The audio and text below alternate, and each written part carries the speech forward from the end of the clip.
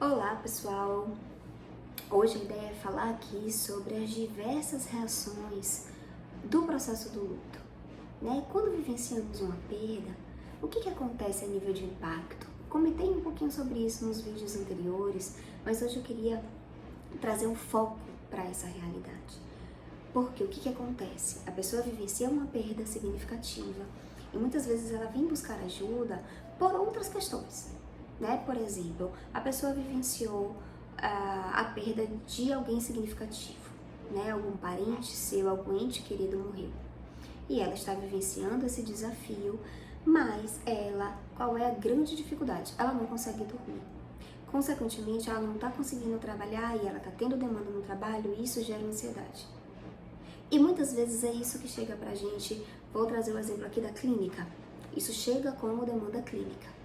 Não tô conseguindo dormir, não consigo me concentrar, tô tendo problemas no trabalho, começa a descrever conflitos no trabalho. E a partir daí a gente vai explorar, né? Você recebe, você acolhe a demanda, você vai entender que trabalho é esse, que ambiente é esse, quem é essa pessoa, quais são realmente os desafios, qual é o risco que está tendo. E muitas vezes a gente não encontra essa demanda direta. Olha, eu perdi alguém e eu estou com tal dificuldade.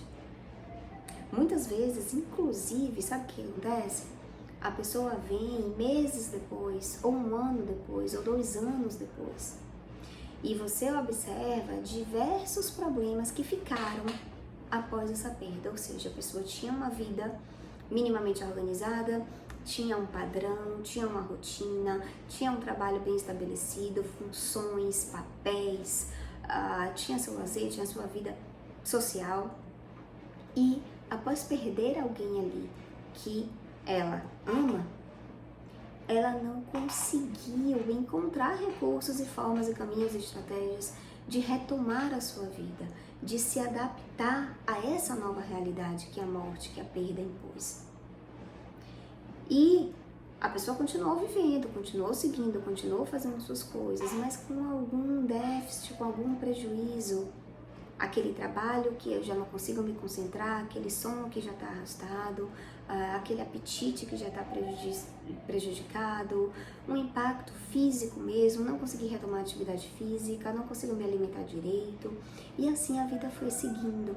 Então essa demanda muitas vezes aparece pra gente bem lá depois, e de uma maneira que sim, pode ser complicada. Não vou abrir essa janela aqui nesse vídeo, porque seria um assunto muito mais amplo, muito mais complexo, falar sobre o diagnóstico mesmo de luto prolongado, ou de complicações no processo do luto, mas o que eu tô querendo trazer é um exemplo que é cotidiano, que é clássico, que aparece muito como demanda, que são as reações, diversas reações de luto, que muitas vezes o profissional não consegue identificar. Então, se você parar aí para pensar quantas vezes você se deparou com essa demanda, vamos lá ampliar essa visão, tá? Não precisa ser no contexto clínico, até porque o contexto clínico acaba trazendo um pouco mastigado, né? Ele tem essa potencialidade talvez maior. A pessoa chega com uma demanda, olha, eu tô buscando a sua ajuda, porque eu tô com esse problema específico. Mas se a gente trabalha, por exemplo, no hospital, eu gosto muito desse exemplo porque também é a minha experiência, foi de onde eu inclusive comecei a estudar e aprofundar esse tema de perdas e luto, porque quando aquele frio na barriga, aquele primeiro atendimento no hospital e aquela inquietação, porque a pessoa vem com uma demanda, vem com um problema que é físico, né? Eu tô com uma doença, eu tô com um problema no meu corpo e eu não sei o que fazer com isso, e isso tá me incomodando. E eu já me peguei lá no início da minha trajetória, naquele primeiro atendimento, aquele frio na barriga, e de pensar, poxa, mas realmente é um problema real, concreto, eu não tenho solução para esse problema. Não sei se vocês se identificam com isso, mas a gente acaba ocupando um pouco desse lugar de profissional, de que precisa dar uma solução, de que precisa resolver o problema da pessoa. E aí trabalhar com luto me trouxe uma outra visão sobre o que é oferecer o cuidado, né? Porque no luto é exatamente isso, a gente não oferece uma solução, a gente não dá resposta, a gente não tira a dor, a gente não elimina esse sofrimento. a gente dá suporte para que a pessoa possa viver com esse processo, que a pessoa possa se adaptar a essa realidade e que possa de alguma forma sim acomodar todas as emoções e todas essas diversas reações do luto. Então, foi uma coisa que mudou assim para mim a minha visão sobre a experiência humana e sobre o meu papel enquanto profissional. E entender a experiência de luto, entender o que uma perda pode trazer a nível de impacto na vida de uma pessoa, me ajuda a ter uma visão muito mais ampla sobre o fenômeno. E aí, o que eu quero dizer para vocês aqui nesse vídeo? O luto, quando a gente vivencia uma perda significativa, a gente tem impacto em várias áreas da nossa vida. A gente costuma muito associar luto a tristeza e saudade. Uma pessoa perdeu alguém, algo, alguma coisa e ela vai chorar, e ela vai sentir saudade, e ela vai querer ter de volta aquele objeto e não vai conseguir. Mas quando a gente perde alguém, a gente perde algo de nós mesmos, né? Seja alguém, uma pessoa significativa, seja um emprego, seja um relacionamento, seja o meu canto, a minha casa, o meu lugar de segurança, né? A gente perde um pouco de nós. E isso tem um impacto em todas as áreas das nossas vidas. Então, o luto, ele é multidimensional. Quando a gente vai avaliar essa experiência, a gente vai avaliar esse fenômeno, a gente precisa ter essa visão ampla e complexa, porque ele afeta diversas dimensões e reações. Então, nós temos reações físicas, sim, e isso muitas vezes aparece como demanda no corpo mesmo, e muitas vezes a gente precisa fazer encaminhamentos adequados para uma investigação, né? Não é simplesmente, é o processo do luto, é assim mesmo. A gente tem que avaliar risco, e a pessoa precisa de um cuidado integral, mas tem reações cognitivas, e aqui a gente divide, né, didaticamente isso, mas a gente sabe que está tudo entrelaçado, né? Se eu tenho uma insônia, por exemplo, eu não consigo dormir, na hora que eu deito é a hora que o luto vem de maneira mais forte, mais intensa, minha cabeça fica a mil, eu não consigo dormir. No momento que eu não consigo dormir, eu vou acordar no outro dia indisposta, eu vou ter os meus aspectos cognitivos afetados, memória, atenção.